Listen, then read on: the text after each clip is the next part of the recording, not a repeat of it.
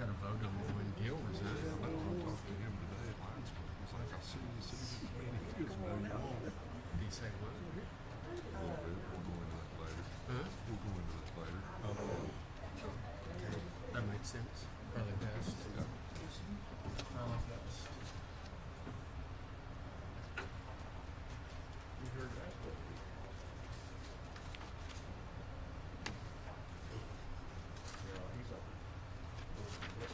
Isn't it?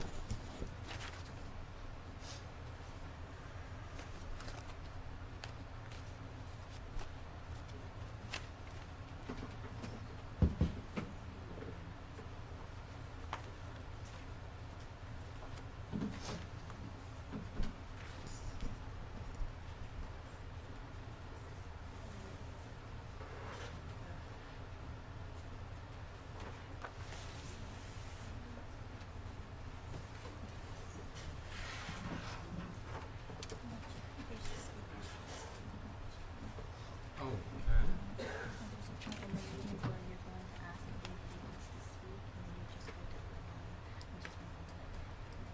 And people after this can speak as well? Yes. Okay. All right, fair enough. All right. Guys, I think everyone signed in. It is 5:39 right now, and we'll go ahead and call this meeting of the Planning and Zoning Commission to order. We'll start with the invocation for this evening. And Mike, would you lead us in a short invocation? Let's pray. Dear Heavenly Father, thank you for allowing us to be here today and for all the blessings that you bestowed upon us. Be with us as we work through issues with our city, and we just pray for your leading us in which way to go. It's in your name we pray. Amen. Amen. If you would, please rise and join me for the Pledge of Allegiance to the American flag. I pledge allegiance to the flag of the United States of America and to the republic for which it stands, one nation under God, indivisible, with liberty and justice for all.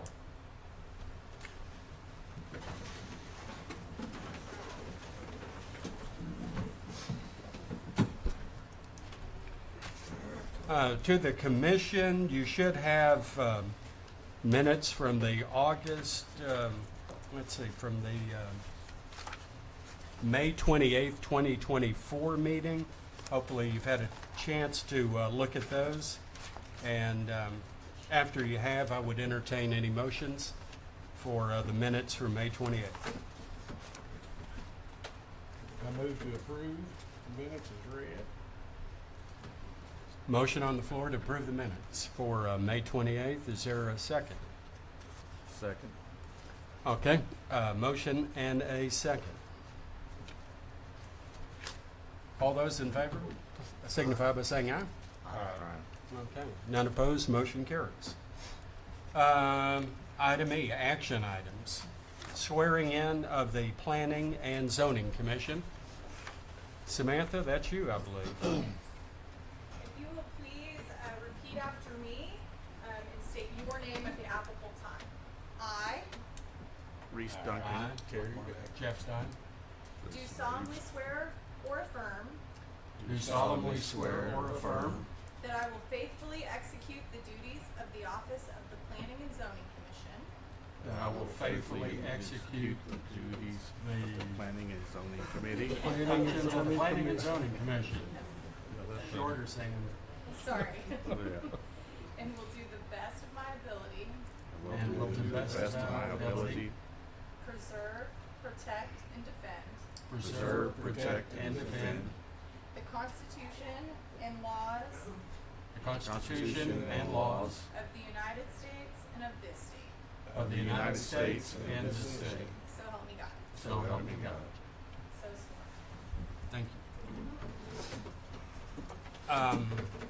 Moving to our next action item, number B, discuss and consider appointing a new chairperson for the Planning and Zoning Commission.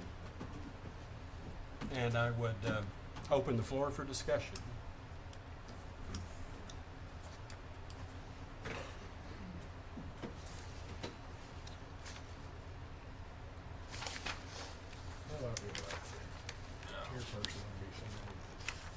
It's been on here. Mr. Stein, would you like to be that person? Sure, I would accept that nomination, if that would be y'all's pleasure. Well, I move to appoint Jim Stein as the chairman of Planning and Zoning Commission. I second. Okay, motion by Terry Bennett, second by Reese Duncan, for my nomination for new chairperson for planning and zoning. Any discussion? If not, all in favor, please say aye. Aye. Pose same sign. Motion carries. All right. Well, now then, item C, discuss and consider appointing a new vice chairperson for the Planning and Zoning Commission. And I would open that up for discussion.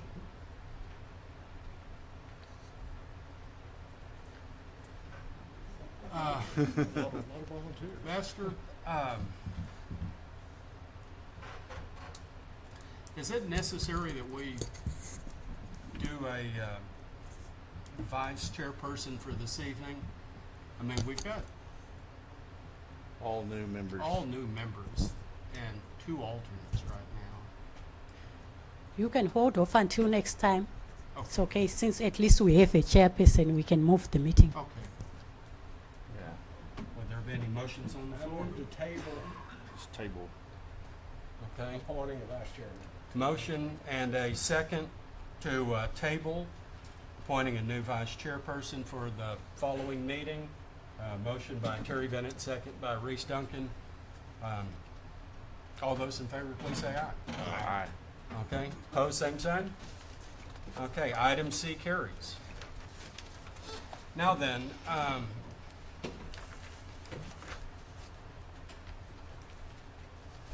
item F is for public input. Now then, the Planning and Zoning Commission invites citizens to address commissioners on any topic that is not already scheduled for a public hearing. Y'all are here for the public hearing, so you'll have your opportunity in just a minute. But this would be for things before the commission that are not necessarily about what most of you are here for tonight. In accordance with the Texas Open Meetings Act, the Planning and Zoning Commission cannot take action on items not listed on the agenda. However, your concerns may be addressed by city staff, placed on a future agenda, or responded to by some other course. Anyone desiring to speak on an item scheduled for a public hearing is requested to hold their comments until the public hearing on that item. So we welcome any public input at this time. Being none, let's move on to the public hearing, item G.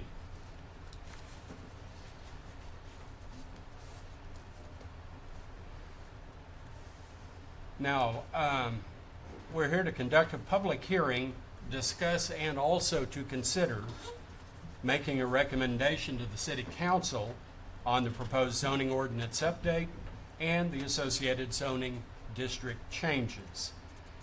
First, I'd like to start, are there any staff comments? Yes, good evening, commissioners, and good evening, Sweetwater residents. My name is Besta Munyaradze, and I'm honored to serve as the Development Services Director. But tonight, I'm not going to do the presentation, but just introduce the consultant who has been working on this. So in 2022, the City of Sweetwater adopted a comprehensive plan, and Section 211.004 of the Texas Local Government Code requires that zoning regulations be adopted that are in accordance to the comprehensive plan.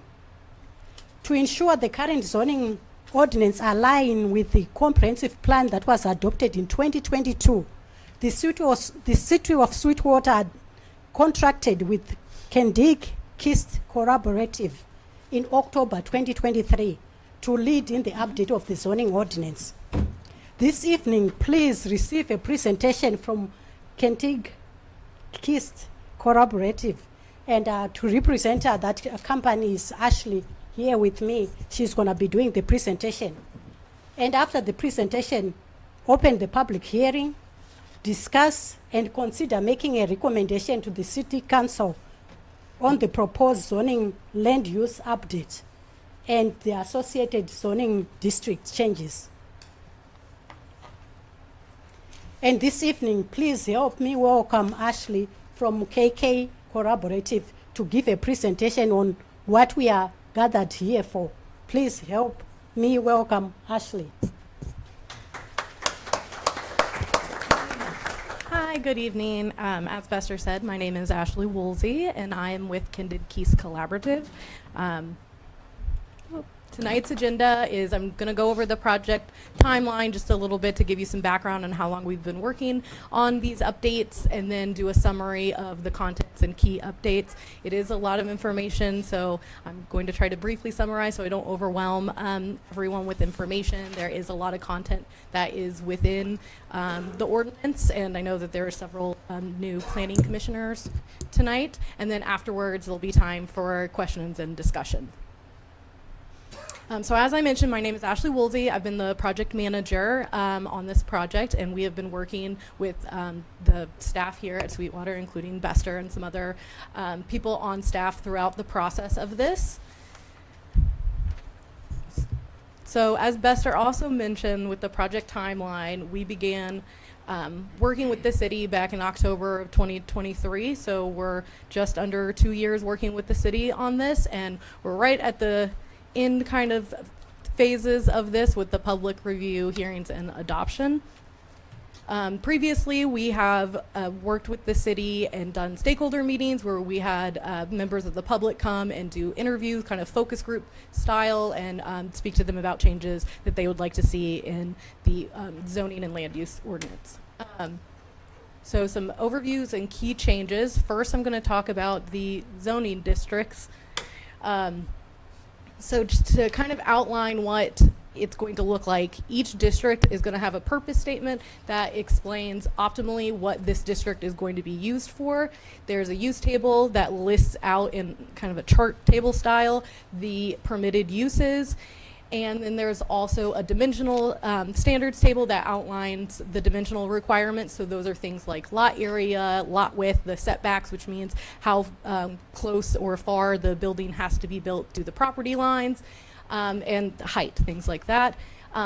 Big updates with the zoning districts would be we did update the zoning districts to more accurately reflect the future land use map that Bester was speaking of, that was adopted as part of the comprehensive plan in 2022. And then we've also included tables and graphic illustrations. You can see some examples up there. So generally trying to overall make things easier to read and more user-friendly for the more layperson who may not have experience reading these kinds of documents. So going over the proposed residential zoning districts, there are 3 of them. The suburban residential district, which is pretty typical what you think of as a suburban single-family home kind of style neighborhood. Typical land uses with this are going to be lower density residential uses. Again, that's single detached homes.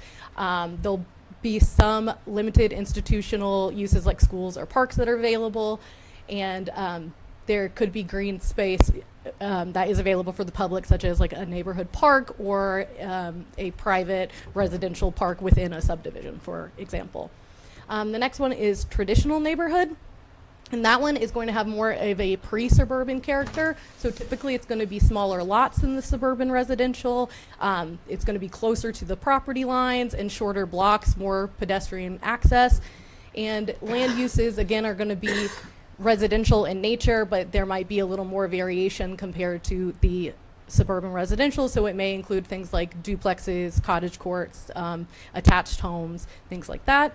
And then the third residential zoning district is the neighborhood mixed district. Again, it's going to be a residential in character, and this one is going to allow for like a mix of lot sizes and housing types. So instead of just single unit detached homes, it would be able to have things like duplexes and then higher density uses such as multiplexes and multi-unit apartments. Sorry, I think the clicker might be running out of batteries. Oh, there we go. So the mixed use in the zoning districts. There's 4 of those. So neighborhood transition, which is a mixed use district, meaning it can have residential and non-residential uses within that district. And this district is meant to bridge the more pedestrian-oriented districts with the more auto-oriented districts. So it'll still have pretty strong pedestrian connections and typical building frontages that make it a more pleasant experience for pedestrians. And then typical land uses within this district are going to be small-scale retail, personal services, and then some residential uses. The next district that is a mixed district is the downtown district, and the character of that is going to be consistent with the historic buildings that are already in the area. And this will be a mix of commercial, office, and some residential uses. And then the general retail district is a more auto-oriented district. So it could be a single tenant building or a shopping center that has multi-tenants, and with things like parking lots that are more geared towards auto-oriented design. And typical land uses are going to be things like local sales and services and some limited residential uses like apartments, for example. Typically, the local retail and sales and services means it's going to be aiming at attracting typically the local Sweetwater community. That doesn't mean that other ones aren't allowed, but that's kind of the focus of the district. It'll be a little more smaller scale compared to the regional commercial, which is auto-oriented with larger parking lots, and these should be placed near high traffic intersections and highways. And this would include a wide variety of high activity uses, so a mix of commercial, service, retail, and other uses that typically attract people not only within the city limits, but from the whole regional area. And then finally, the industrial and agricultural districts. The light industrial district, typically the ideal character is going to be like an industrial campus or warehouse style of development, again, ideally located along a major rail or highway corridor. Land uses are going to be less intense than the heavy industrial, with operations fully contained within the buildings and causing minimal effects on adjacent properties. The heavy industrial district, as it implies, is going to be an industrial character that may have some negative things on adjacent properties, so you wouldn't necessarily want them next to a single family neighborhood, for example. So things to consider with that, it could be sound, outdoor lighting, outdoor storage, or traffic.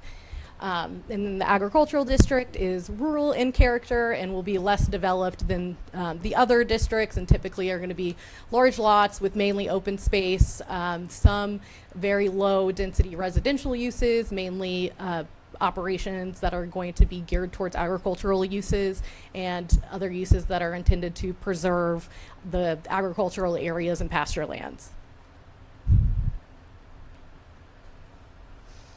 And then as part of this, there's also 2 overlay districts, and that is the Gateway Overlay, which is aimed to enhance visually at key gateways into the city, and this includes properties with frontage along Interstate 20, Lamar Street, Broadway Street, and Haley Street, and the map over there, I believe, outlines those districts. And then the infill overlay, which is aimed to encourage development and redevelopment in key areas of the city, and that allows for a relaxing of some of the development standards in these key areas to try to incentivize people to develop or redevelop in those spaces. So moving on to the land uses, the big updates with this is not only within the districts is they're going to list the permitted uses, there's also a consolidated table. So if someone's like, I want to come to Sweetwater and I have this business, where can I do it? They can come to this chart and look at what zoning districts it is permitted in. And then we also added use categories as a way to classify land uses based more on their common function and physical characteristics. And what that does, it helps reduce the amount of individual uses you need to list in the use table.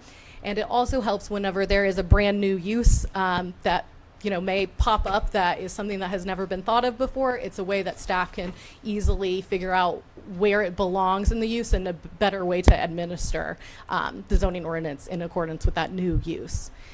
We've also introduced limited uses, and these are uses that have standards similar to conditional uses, but they're things that are approved administratively. So they're standards that are very objective and it, would be able to be checked off by Bester of just like check, yes, they meet this, and then approve it. So that way you still have standards of particular uses that you want, but you don't have to force the owner to go through a public hearing process. So it makes it a little easier.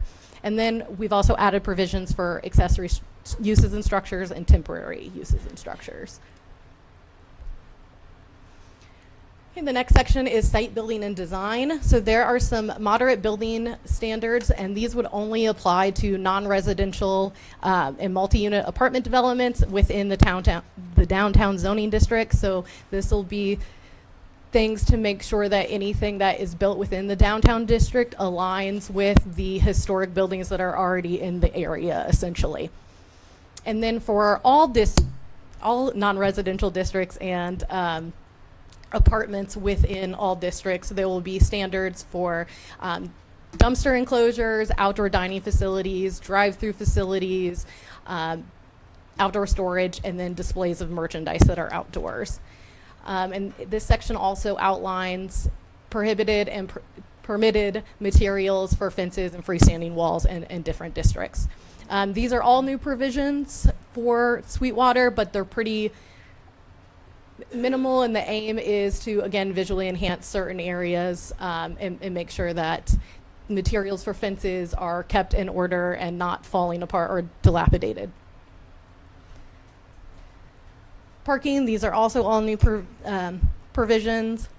And this section contains design standards for regular spaces and then accessible parking spaces. So that's basically just how wide they need to be and how long they need to be. And it's based on the angle of parking, because if you have a parallel parking spot, it's going to require a different dimensional standard than if you have a standard parking spot or an angled parking spot. So it's a way to maximize the amount of parking by kind of customizing how large they need to be based on the angle of the parking. And it also includes minimum number of loading spaces and stacking spaces. So stacking spaces, there's a picture example there. Is basically if you think of a fast food restaurant or a bank, anything with a drive-through, how many spaces they need to have so cars can stack and not run into the intersection or the street that it's fronting on. And then loading spaces is if there's, large loading trucks at like restaurants or something like that, so they have spaces where the trucks can go without blocking access.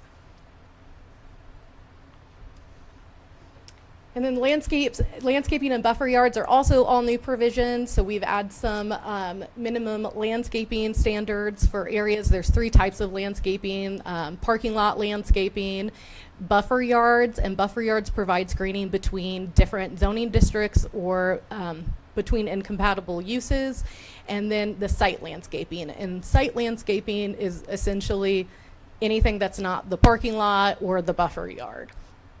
And we provide provisions with how many plantings are required and what kind are required. So if it's a canopy tree is required versus an ornamental tree or a shrub. And with the buffer yards, we also outline the required width of the buffer yard. So if there is a commercial use next to a residential use, it has some buffer space so that commercial use isn't disruptive to the residential use. And then we also introduced tree preservation credits. So that's a way to promote preservation of the healthy, mature trees that you all already have. So if someone keeps those on their property, those count towards the landscaping that is required. And then also all new provisions are the outdoor lighting provisions. And these are things like cutoff and shielding requirements, height maximum for lamps, and foot candle maximum, which is how bright it can be. And this is to help aid in reducing light pollution, spillover onto adjacent properties, and general nuisance and hazards that can be caused by excessive brightness or glare. And then the signage standards, we have outlined several standards for permanent and temporary signs, and the standards only control the physical characteristics of the sign, like the number of signs allowed, how tall they can be, how much clearance they need to have between the ground and the bottom of the sign. So it won't be anything to do with the content of the sign. And we added different sign types and graphic illustrations of each sign types and definitions for each sign type, and you can see the example there of what the standards look like and the graphic that goes with them. And another update with this is that the sign standards differ based on the sign type and the zoning district. I think currently the minimal sign standards that are in place, it's just wall signs are this regardless of the district, so this adds a little more variation because something that is appropriate in a retail environment that is on a highway isn't necessarily the same thing you may want downtown.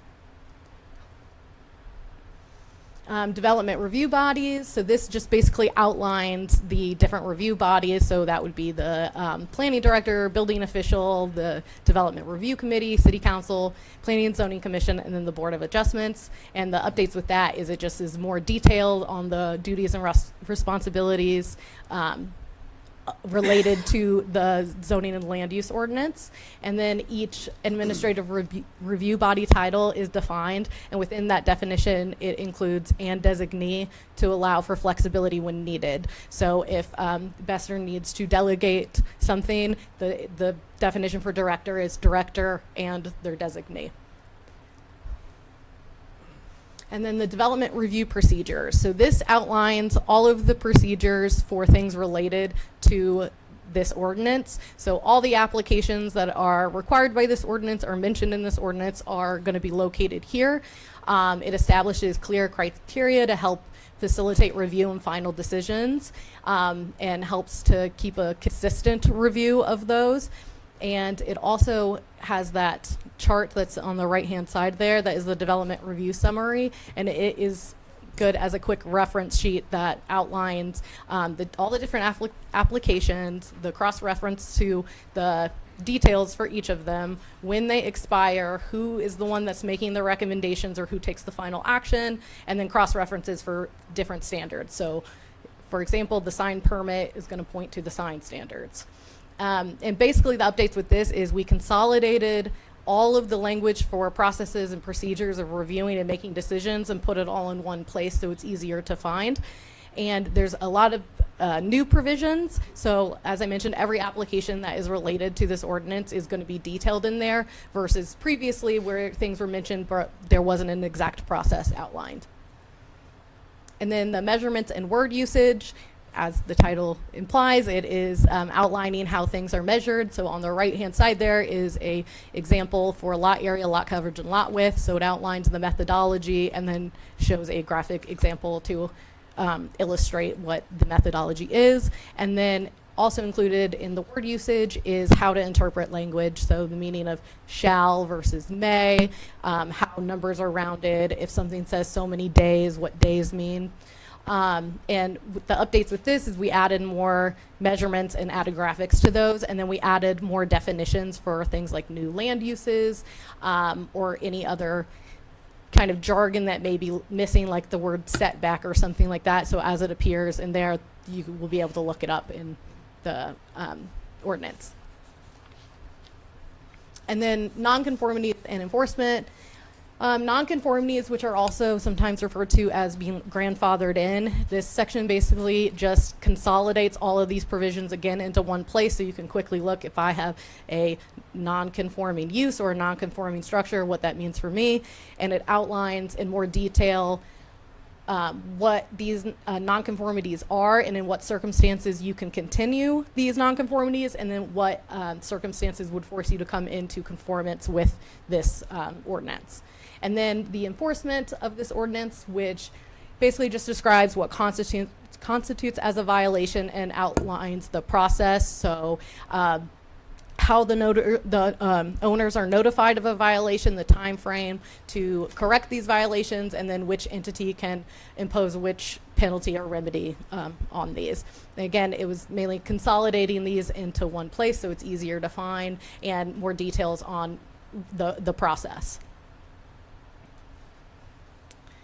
And then next steps and important dates. Tonight is obviously an important date, and as Besser mentioned, the options for voting for to either recommend approval with conditions, or not recommend approval, and then that will be heard at the City Council public hearing. And that's all that I have for the presentation. So if you all have any questions or anything, I'd be happy to answer them. Any questions?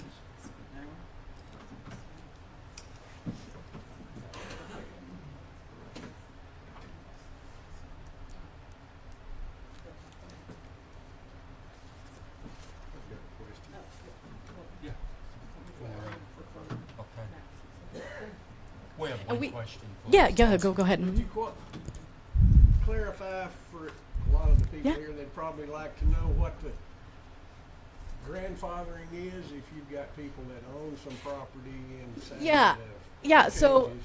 let's say you have a use that with the current updates wouldn't be a permitted use within the district that it's in now. It outlines that you'd be able to continue that use there. You wouldn't have to stop it. This only applies to that like new uses unless you did one of the following, and it'll be like expand more than this much or something like that. So it's a way that again existing properties can continue as they have been operating, and just outlines what they would have to do to make themselves non-legally conforming to where they're not grandfathered in anymore. And like with structures, it's the same thing. Let's say a structure has a shorter setback than what would be required now, so it's built closer to the property line. As long as they don't increase that non-conformity, so build more in the front so they're even closer to the property line, they could continue to exist as they have been existing. And as Besser mentioned, this is the text component, and then there's also the map component, which you can see on the wall here, and I think that's what a lot of people are interested in. And just to give kind of a brief background where that comes from, again, Besser had mentioned that is to make the districts more in line with the comprehensive plan and the future land use map. So we worked based off of that, and then with staff and their comments and going back and forth. I will also say these things can be considered separately. So if there seems to be more work that's needed to be done on the map, we can have you vote to recommend or not recommend approval for one and not the other. So if one needs more work than the other, we can do that. So just wanted to make sure that that was done. Was there anything else you wanted me to add about the map? Like was said, I'm sure most people are here because of the changing of the zoning on their properties. So to again add to what Ashley said, this is the future land use map right here that was approved by the city in 2022. And what we are doing right now is to take this is the current zoning map that we are now updating because of the picture that the city painted in 2022.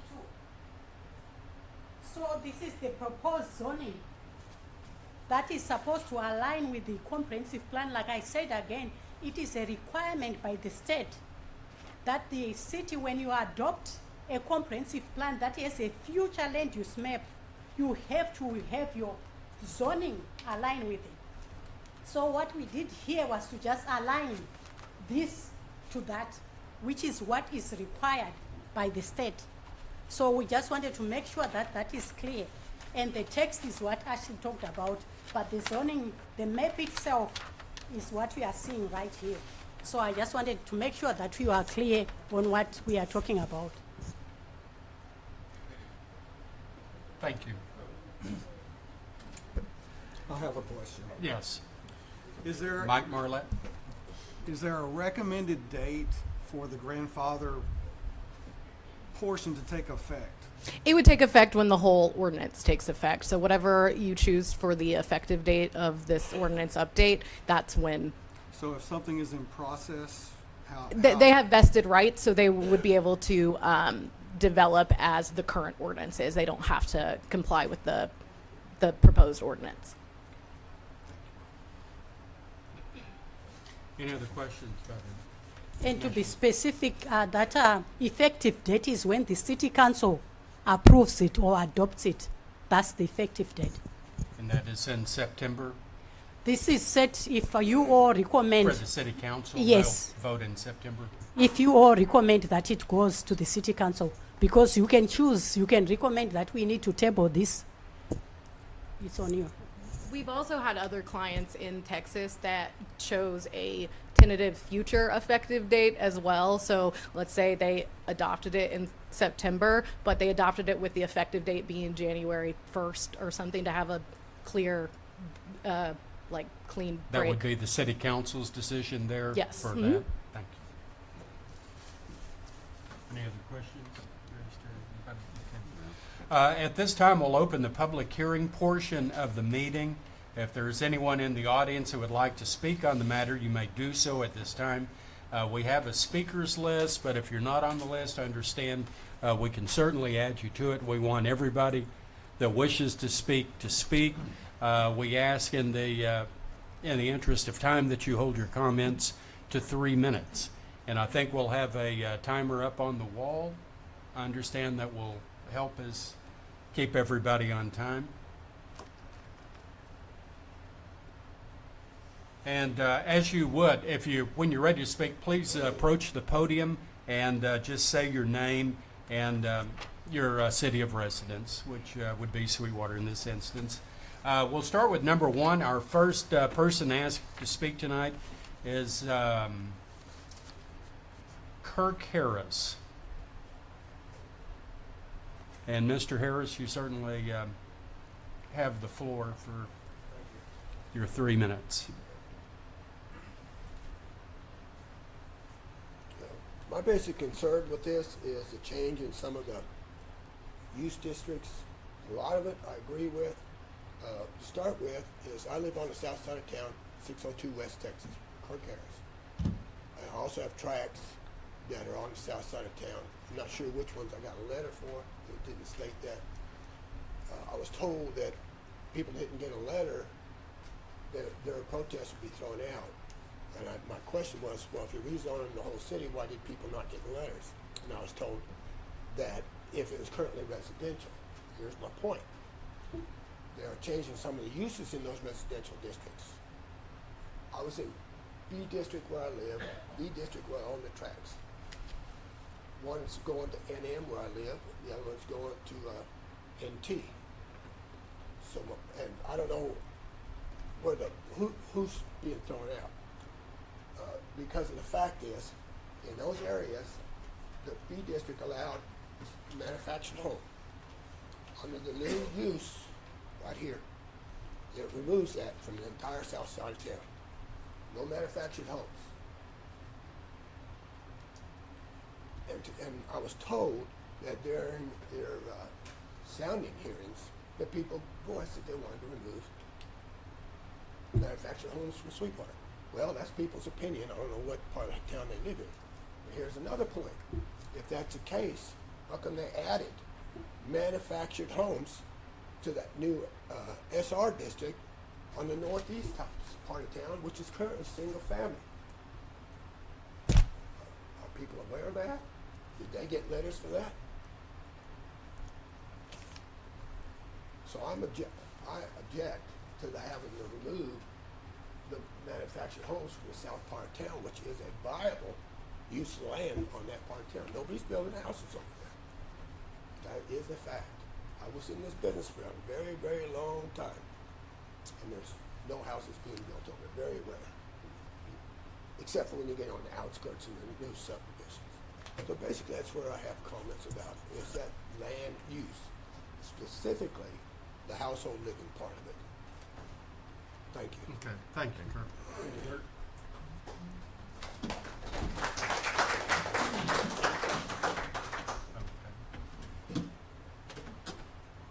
Kenneth Bohall? Okay, thank you, Kenneth. William H. Wass? Okay, thank you, Bill. Eric DuPont? Good evening, Eric. Slip me some luck skin. Here we go. Thanks for being here. Yeah, appreciate it. So I'm Eric DuPont. Jason Blueford and I own Blues Paint and Customs over on Ash Street. I'm sure there's a lot of people who got some crazy letters too, but specifically mine is, and if I'll reach over here, this GR here. Pecan to Ash Street, Broadway to 4th Street. We're with the Wasp Welding, SS Premier, all that whole district for years. I mean, that whole building on the corner of Ash is built as a dealership. That whole district over there is automotive related. Every building over there is open bay shops. I couldn't imagine any other business being put in our building besides anything automotive. Like, there's no way. You'd have to tear it down. The problem is that that building's connected to another building. You can't tear that one down unless this guy's selling too. And if just the two of us are selling, well, we still got a third one connected to that building. So all three of us will have to sell to rip this historical building down. We're not opposed to the new zoning at all. I'm not here to say stop doing what you're doing, but I really think that this neighborhood here is incorrectly zoned. GR covers anything automotive service is conditional use. I've read everything that you sent me, and I appreciate that. There's no black and white on conditional use. You can't sit here. I can come up and, depending on whose opinion or the day they're having, I can say, can I expand my body shop business to do, let's say, powder coating? Well, this person might say no. This person might say yes. Well, it's an industrial size oven and you're not set up for industrial, so no. Well, that's kind of not really, you're not doing that. You're just powder coating some parts. Right. Okay, yes. But then 2 weeks down the road, I may get a ticket and have to shut my business down. That is an automotive district. It needs to be LI, light in industry. There's 3 full-time operating body shops in Sweetwater. Not one of them are zoned for full permittance body shops. That's it. That's all we have now. 3. None of them are in a zone, LI or HI. All of us, every body shop in town, our welding shops, any service, automotive service shop, very few of them can still continue without being on a conditional use for any further stuff. So this needs to be changed to LI in our district, and that's what we're asking for. Let's update, let's do that.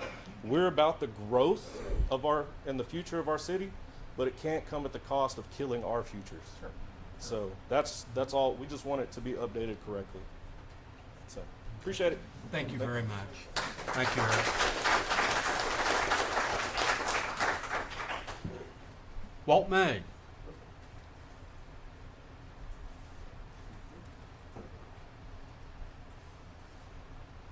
Well, I'm here about my storage. I'm Walt May. I'm from Sweetwater, Texas. I'm here about my storage rooms on 17th Street. It's been commercial for years, and they think it needs to be residential, which I don't think anybody would want to build a house on 17th Street facing the old cotton oil mill. Just doesn't make sense to me. And if I grandfather it, if something happens, if a tornado comes through and blows them over, will I be able to rebuild, or will it be up to the zoning and planning guy, whoever it is, 20 years from now? You don't know who it's going to be. I object to it totally. It needs to be commercial property, because it has been commercial property.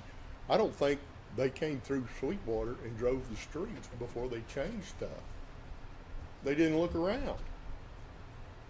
I really don't. I think next time, if y'all decide to do this, put it in the contract that they come to town and get in a car and drive through the areas that they're wanting to change.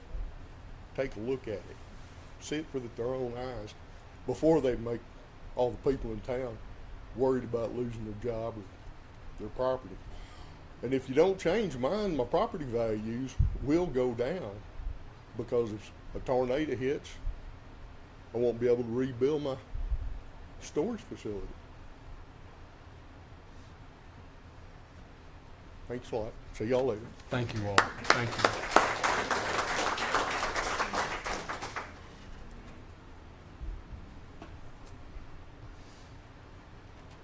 Ronald Bewley. Yeah, I just, we come up here today just to thank y'all for allowing this open meeting. I'm Ronald Bewley. I live here in Sweetwater, have all my life. We own a family business that's in that area that brother there was talking about just a while ago. And Daddy did it, and we want to try to keep it going the way he run it. And this would fall under some restriction. We feel like we couldn't grow if we wanted to put. We're not going to go outside the bounds of the facility that we're at, because you as well know.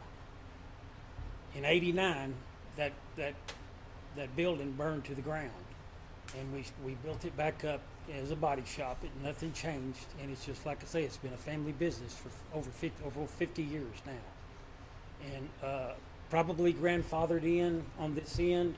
It's just all we're saying is not to have the restriction of where we can't grow, be under normal operation, and not. We simply oppose the zoning under this general retail is because it's really, that area is more automotive and always has been more automotive.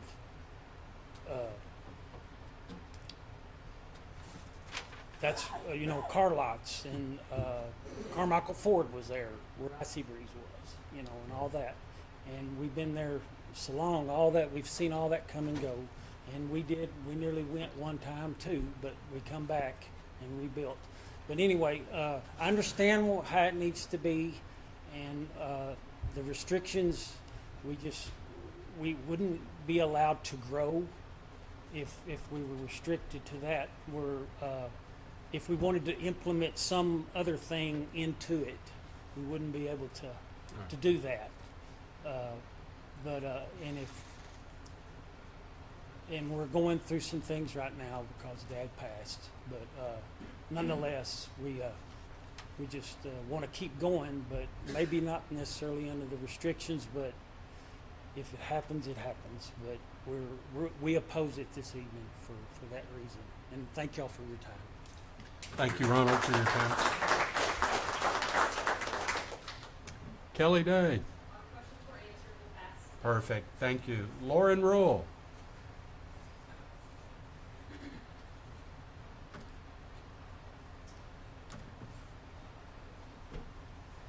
Thank you for being here, Lauren. Absolutely. I'm Lauren Rule, longtime resident here in Sweetwater, Texas.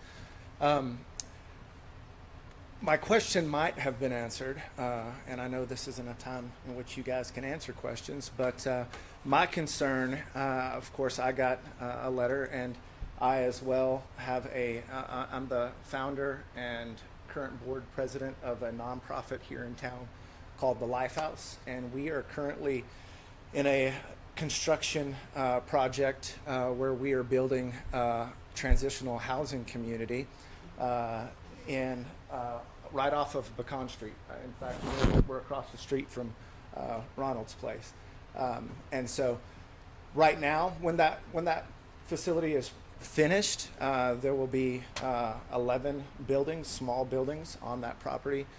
Currently, we only have 3 of them constructed. We've got another 3 foundations that are ready to build on, but we still have 5 more foundations to pour.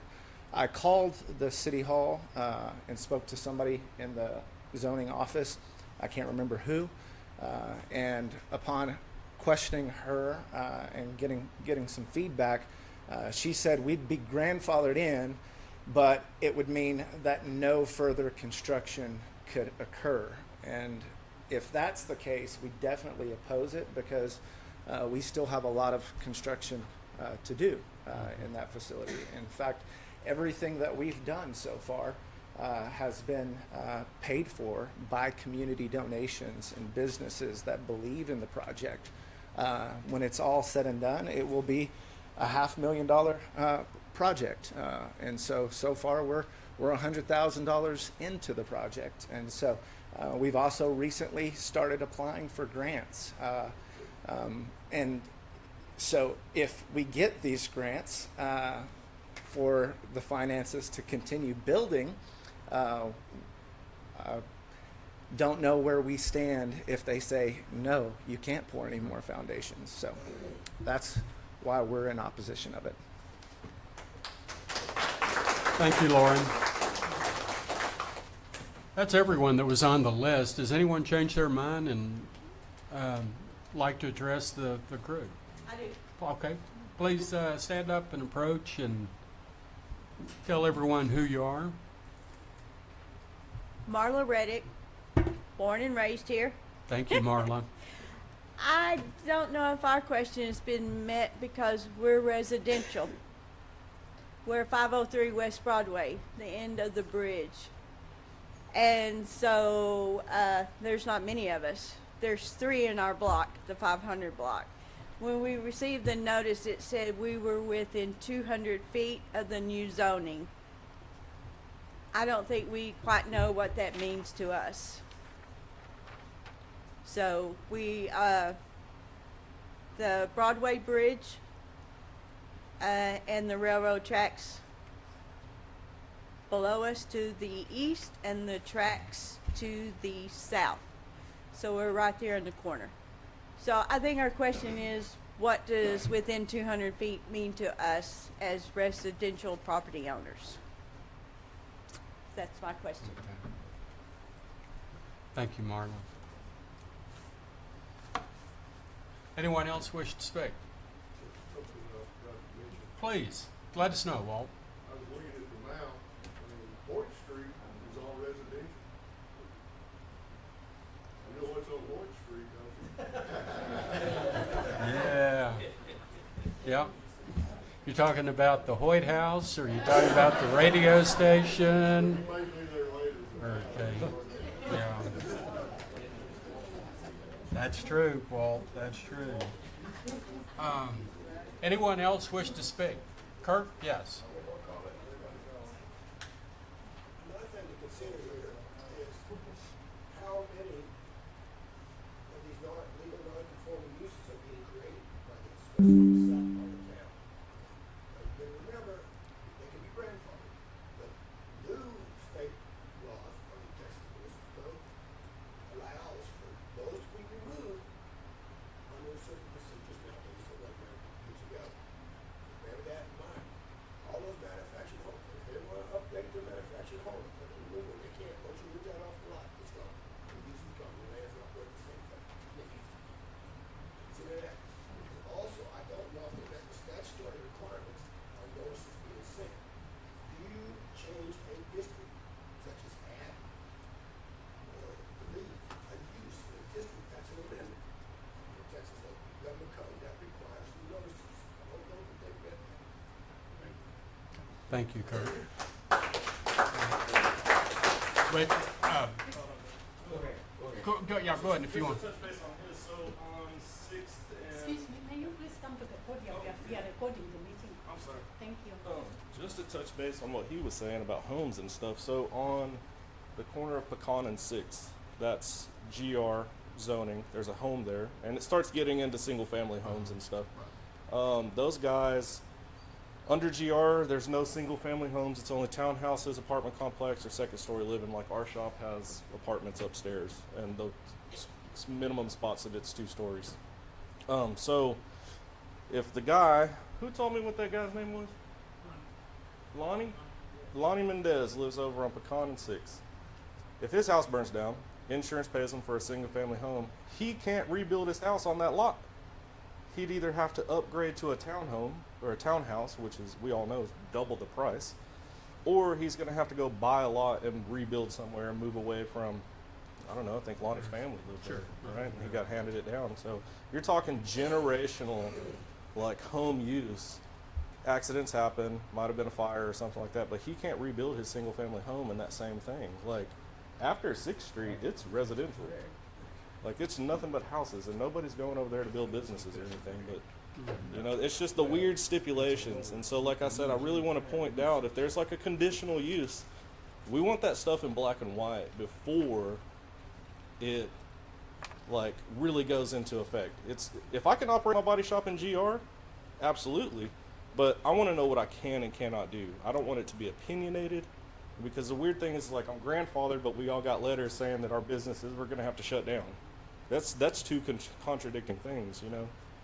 If we're currently grandfathered in, the first thing on that shouldn't have been you may have to cease your operating of your business, you know. Like, it's Pretty got to scary. be on paper, and we all know all this stuff has to be on paper. It's got to be black and white. You can tell me something right now, and you could write something down later. That's what we're going by.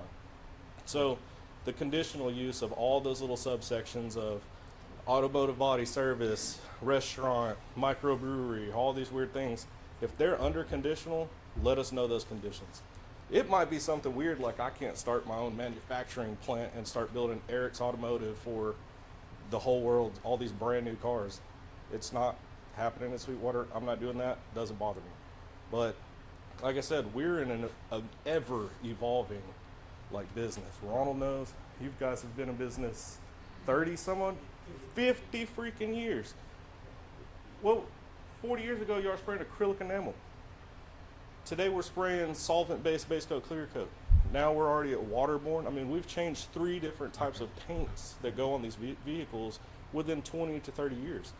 We've been in business 15 years between 3 different shops on the sweat of our back. No bank loans, no nothing. We got a crappy shop, worked hard, got a bigger shop, and now we're in a shop that we could fit 20 cars in, you know? So it has to be conditional. I didn't work for 15 years, busting it, slaving, sweating to get where we were, to say, this is your capital. This is where we're stopping, you know? So that's what we're worried. So like I said, it's some parts are just incorrectly zoned. That's where we have to start saying, like Walt was saying, he didn't think anybody drove around. If you'd have went to 206 Ash, you would have known that would have never been a TJ Maxx, you know? So there ain't no way. It couldn't even be an Alston's, you know? So cool. I appreciate y'all. Thank you. Thank you again.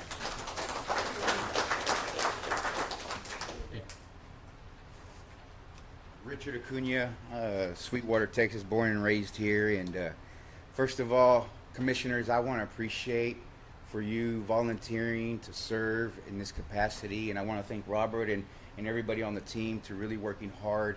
I sit on the board with the Lifehouse with Lauren, and you know, we invested in this community, and as you've heard, I just pray that y'all really consider the recommendations that was made, or the concerns that was made, and really take to heart. You know, we want to transform our community, right? We want it to look better. We want to be better. And in order for that to happen, we have to transform the lives that are in the community. And that's what the Lifehouse is about, is transforming people's lives so that they can be a better citizen of Sweetwater. But we don't want it to be at the cost of the citizens that their lives have already been invested here, of these local businesses. And so we just pray that you just consider everything that was said and brought to you. And I know that you have a lot of work to do, and I'm glad you're there and I'm not. And so, but I will definitely keep y'all in our prayers.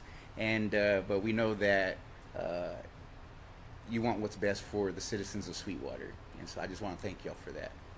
Thank you, Richard. Thank you. Anyone else care to speak? Henry? Yes, sir. Please come up and state your name.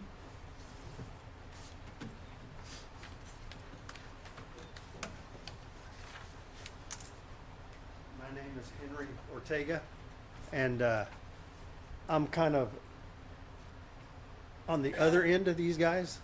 You know, actually, some of them were my students at one time, and I have a place right next to my house that is zoned J, which I didn't see it up there. There's not a J?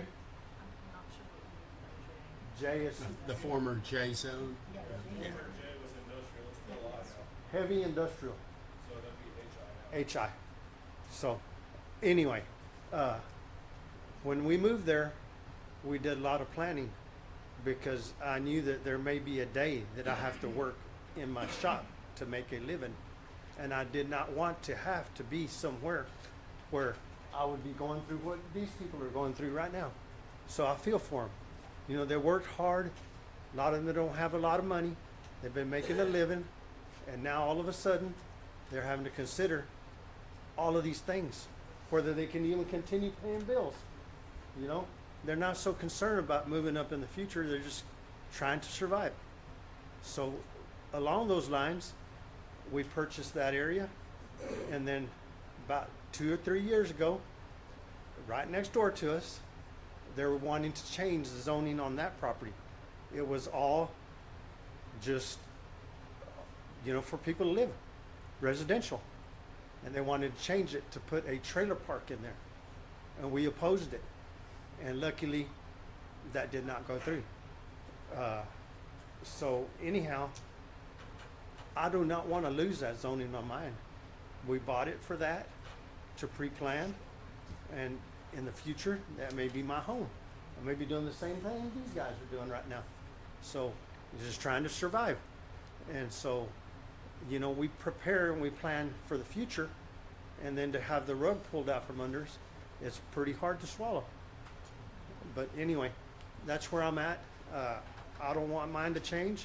I oppose it. I think there are some things that need to change.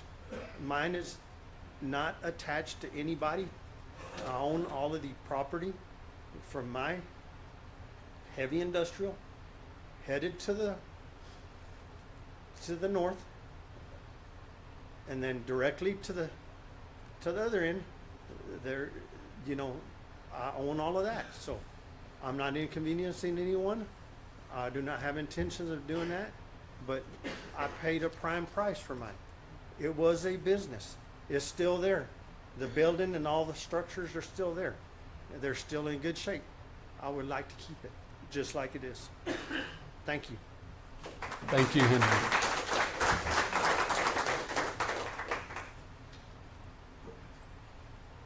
Is there anyone else that would like to speak?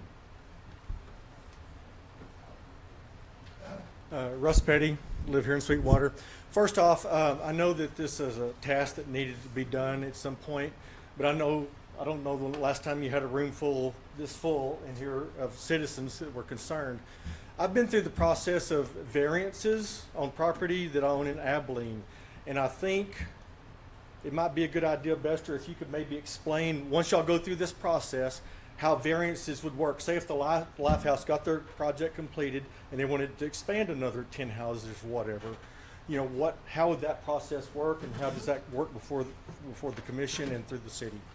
So, and I think that might help answer a lot of people's concerns here tonight. So I think that's an awesome suggestion, Russ. Thank you. Pete, did you want to speak?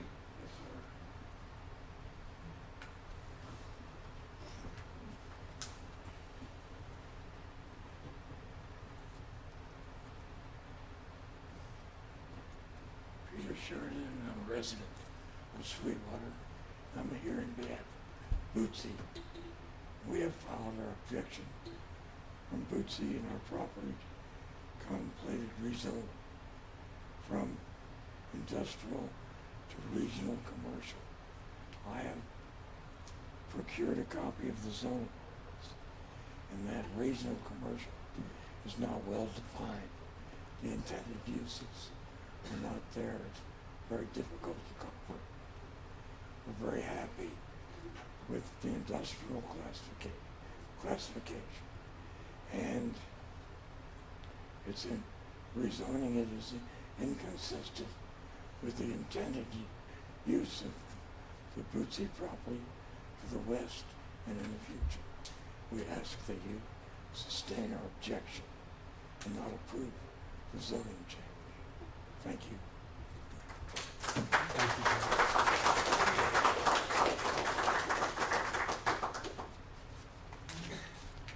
Anyone else?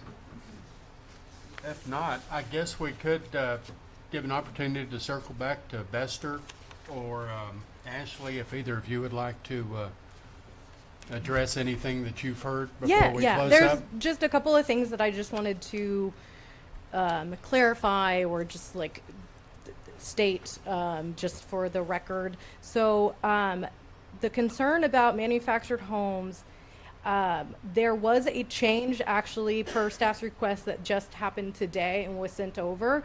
So as it is now proposed, as of this afternoon, single unit manufactured homes would be permitted in the traditional neighborhood and the neighborhood mixed district, and then not permitted in the suburban residential district, just so you're aware of that. I'm sorry?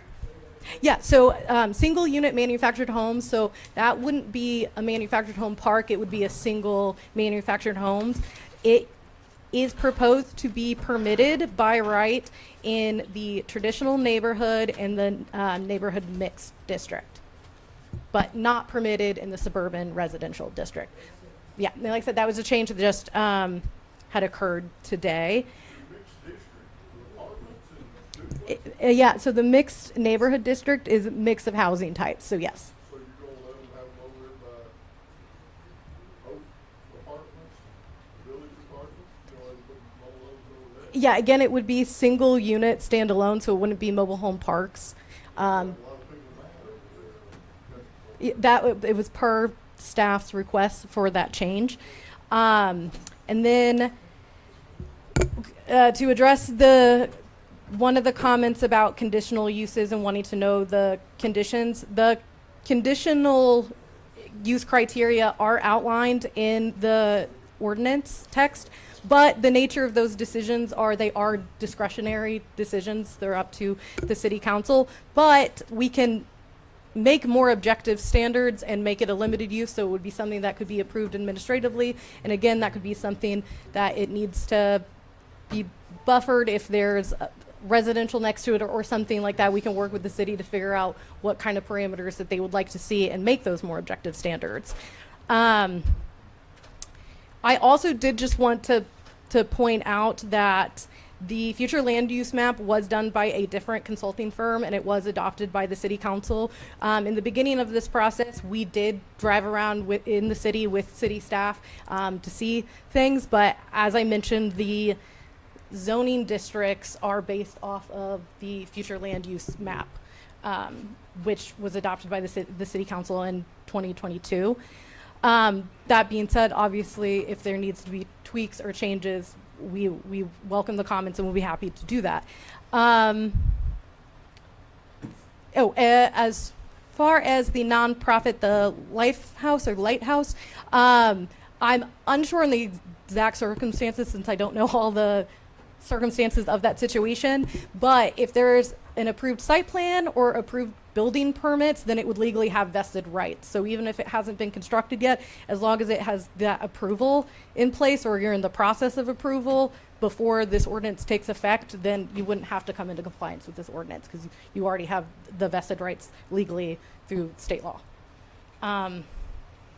Those are all of the, just like I said, objective things that I just wanted to clarify. But thank you again for coming out, and thank you again for sharing your opinions with us. We really do take it to heart, and we want to make sure that this is something that everyone is happy with and are happy to make any changes to make it that way. Thank you, Ashley. Let me also add that, yes, in as much as we are doing this, it's not written in stone. Are we clear on that? It's not written in stone. What the state requires is that whatever zoning is going to be approved, it cannot be in conflict with the future land use. So in the event that you are not happy with whatever the zoning, what needs to happen, because the city adopted this future land use, what needs to happen is that we can, as a group of property owners, say, as you can see right here, I heard you clear, we talked in my office and stuff like that. It says here, this area is supposed to be neighborhood, commercial, according to this map, which is what the city adopted. So what needs to happen if you all property owners within this area say, no, this is not working for us, we want this has to be amended. That's the procedure and the process. This can be amended so that way we can adopt something that is not in conflict with this. So there has to be two companion applications. One to amend the future land use And then if that has to go first and approved. Once that is approved, then you can request for this to be zoned to the zoning that you need. That's what needs to happen. We are not here to make anyone upset, to not know what the future holds for them and stuff like. We are here because of you. We are here to serve you as residents, as business owners, as property owners. But we are just doing what the state requires us to do. So if there is anything that you need to see happening, there are ways to do it. You just need to come. We are here is what is happening. What are the options? What can we do? We are here not to harden the life of Sweetwater residents. It's Sweetwater, we need to keep it sweet. So there's a way to do it. Right now, what simply happened with this is that we just took what was approved. Let's follow the state regulations. Let's do this.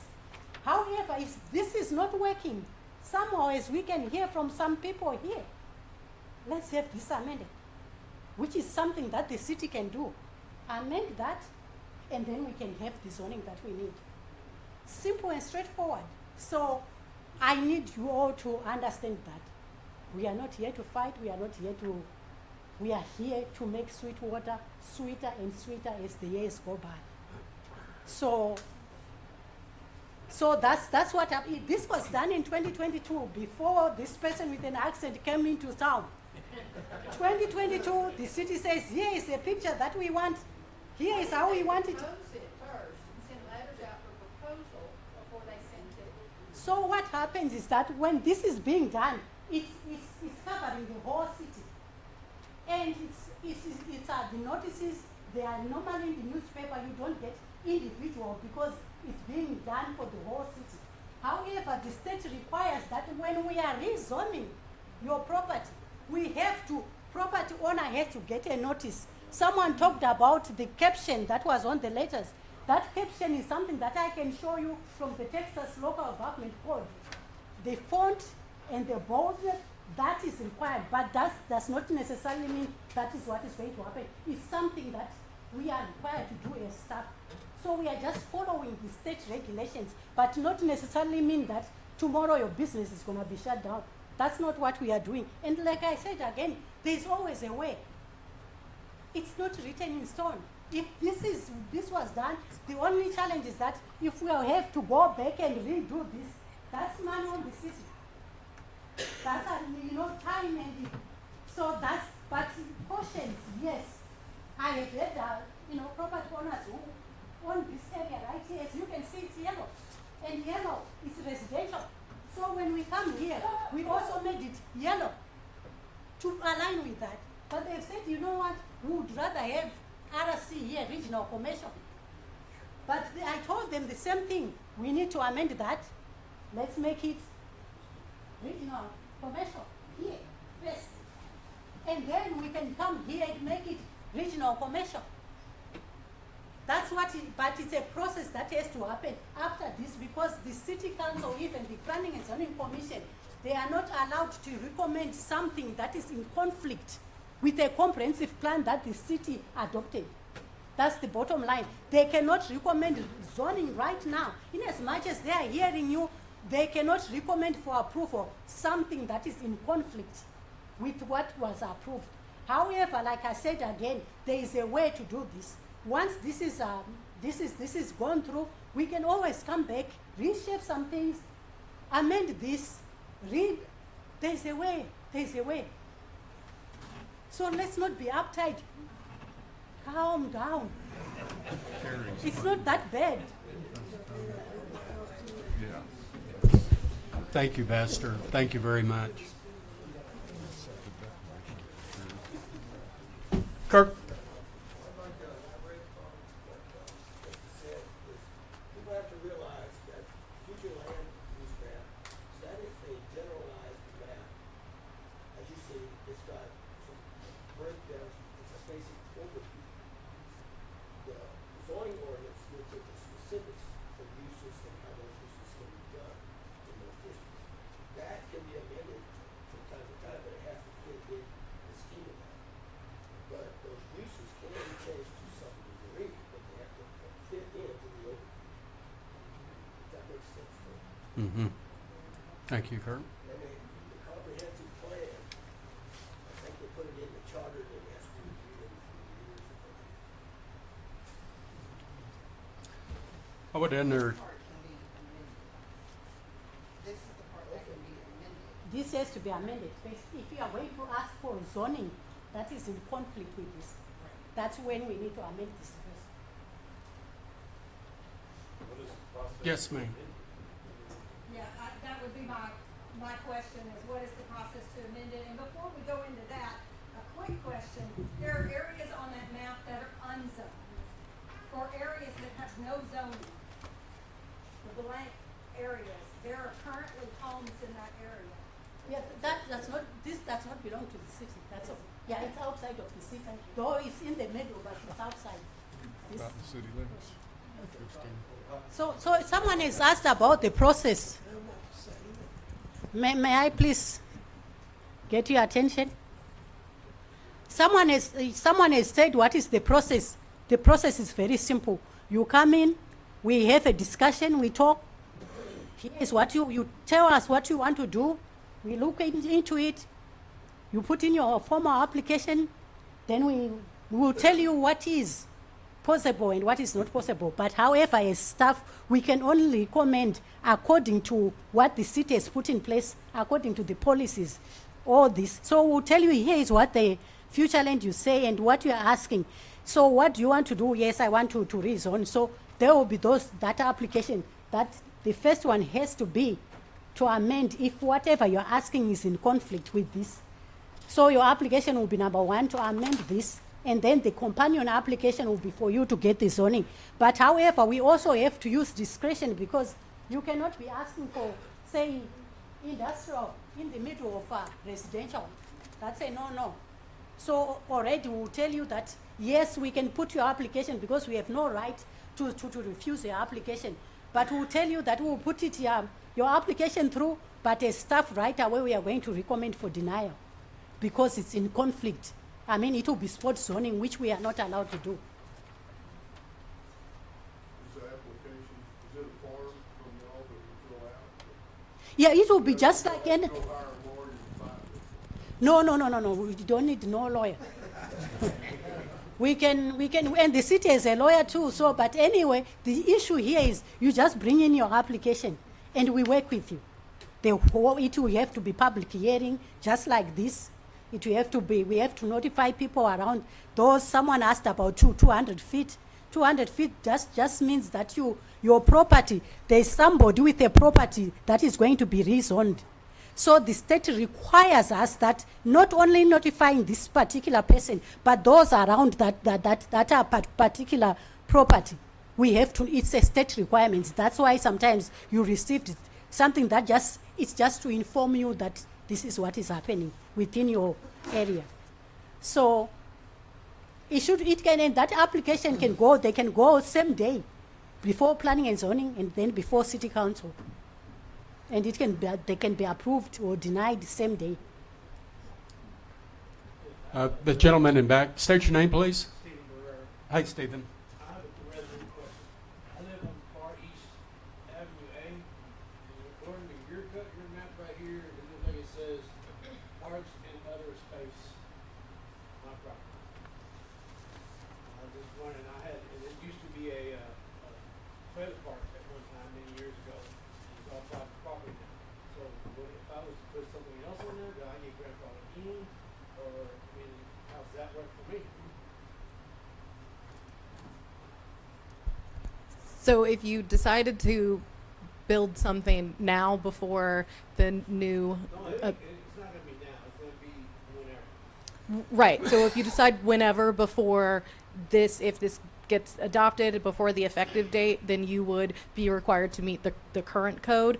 If post that effective date you wanted to build something, then you would be required to meet this code. So you would have to follow the permitted uses that are with it. And that, again, if your property on those maps is the green, which I think is ag, so for the future land use map is parks and open space. As Bester has said, that's what this is the basis that we have to go on. I will add, if the Planning Commission and City Council feel that this whole thing needs to be updated, that is something that they can initiate an update. They would just have to have the staff be able to do it, or it would require contracting with a consultant to do an addendum to update this map. I put on my property, I don't even have sewer. I got septic.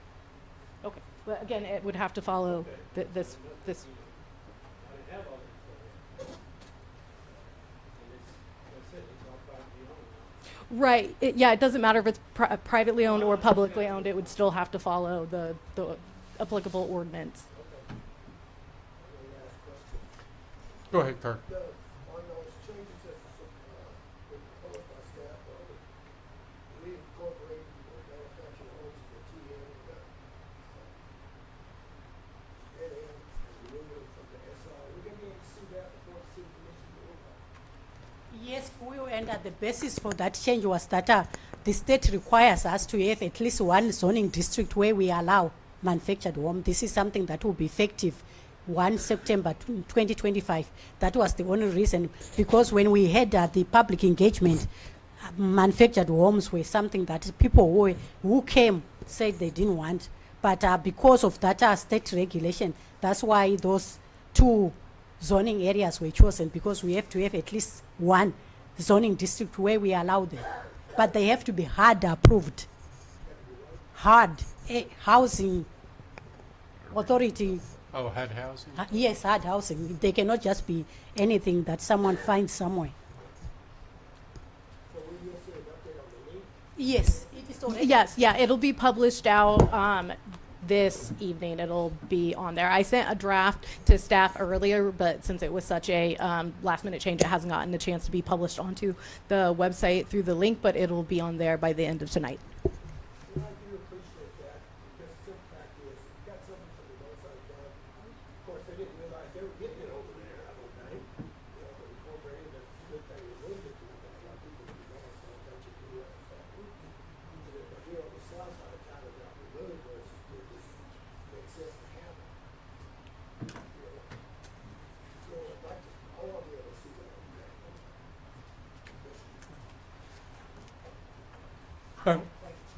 Please. I must be the only one in this room that's outside.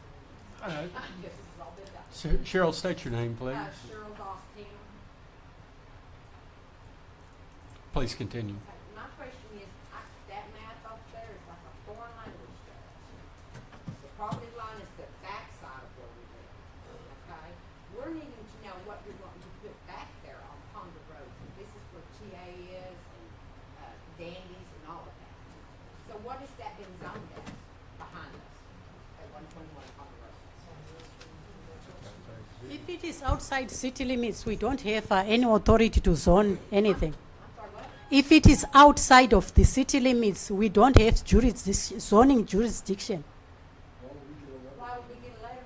If you are within 200, like I said again, you might be within 200 of a property that is being rezoned. I understand that, but what is being rezoned as behind us? There's never been anything back there. So we need to know what's going on. Which property exactly? It's over there by the TA on 20.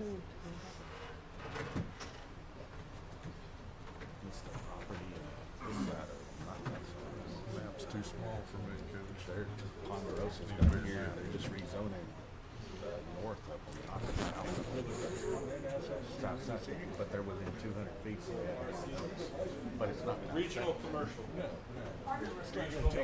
Regional commercial would be, yeah, the proposed zoning district, but just to clarify, nothing is being proposed to be built. It's just the zoning district, which basically outlines what would be allowed to occur there, but there's not a specific project being proposed. Okay. And also where you are is outside of the city limits. Yes. So because of this change right here, which is north of you, that's why you were notified. All right, thank you. All right. My name is Robert Villar. I have a commercial property on Marsh Street, and I keep seeing up where it says, commercial or corridor realization. So I'm not gonna post the guidelines, what that really means, or what we're supposed to do exactly. You know, 'cause Yeah, so again, this is the future land use map, and this is the proposed zoning map, and the text that I was outlining earlier that is available via link that Besser has and has a QR code for. The whole zoning and land use ordinance is the outline for what you can and cannot do on properties within the city limits. Okay, so, like, I don't want to see what I need to do for the commercial building, before I go find out information. Well, if this is adopted, then it would be posted on the city's website. Mhm. But currently, there is a different ordinance that is, yeah.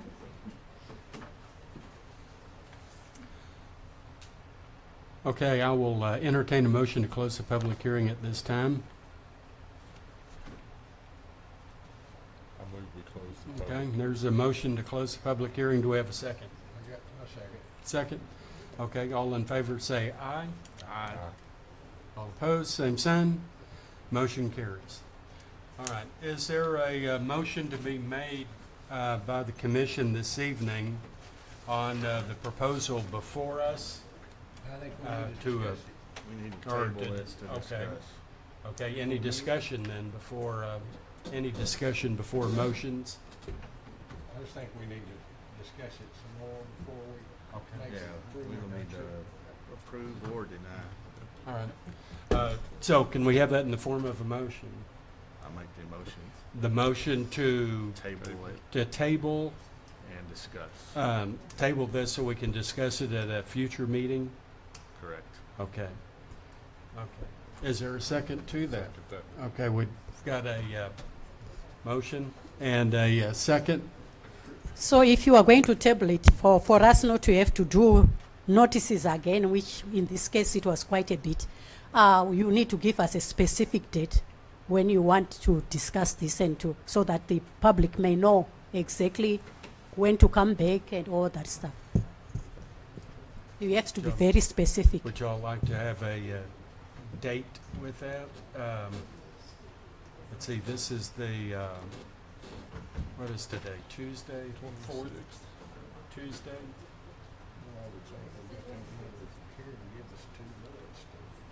Yeah, the next one is what is the date for the next one? September the what? The 9th is the city commission deal, I believe. Yeah, we need to be way ahead of that, the city Yeah. commission meeting. No, it'd be maybe in October. It'd be in September. September, I think is what it says. Oh, So, yeah, their meeting, but our meeting would be after that. we need to be way before that. No, I think it's possible to do it before September 9th. And meet over deadlines. I'm saying it would probably have to, we'd probably have to meet in late September for them to approve it in October. Correct. So how about, what's the last Tuesday in September? 30th. And today's the last, this is the last Tuesday in The August. last one in September is the 30th. Last Tuesday? Yeah. Does that work for you guys? Or I think so. Would that make sense? Give us a month. That's fine. That would give us a month? Okay. So, you would like to restate the motion to postpone and, visit it further during, Planning and Zoning Commission for September the 30th That's correct. at 5:30? 5:30. September 30th at 5:30 PM. We would like to meet again and review everything Okay, so and that, make sure everybody on the commission is up to speed. okay, so that pushes the city council meeting to the October. meeting. Yes. Did we all get that? May you please repeat to just clarify to make sure that, because Yes, I would be we are happy to. avoiding. We are voting this evening. The motion is on the floor to table this decision until a regular meeting in September, the last Tuesday of September, the 30th at 5:30, and it would be back here. And then we would consider it and possibly push it to the city council meeting in October. That is what we want? That's the motion before us. And is there a second? I'll second that. Second? Okay, all in favor? Aye. Aye. Opposed, same sign. Motion carries. We got a question. To make one note here on what you did is, it's not like it used to be, Sorry, the public hearing is already I'm sorry. closed. One upside to this is that you don't have to, they don't have to set it up certified. So it's not gonna be. Okay. Thank you. Commissioners, this concludes our business for the evening. Is there a motion to adjourn? So moved. Okay, Terry Bennett moves that. Is there a second? I'll second that. Second, Jason Reeves. All in favor, please say aye. Aye. Aye. Opposed, same sign. We are adjourned. And thank you very much for your attendance, everyone.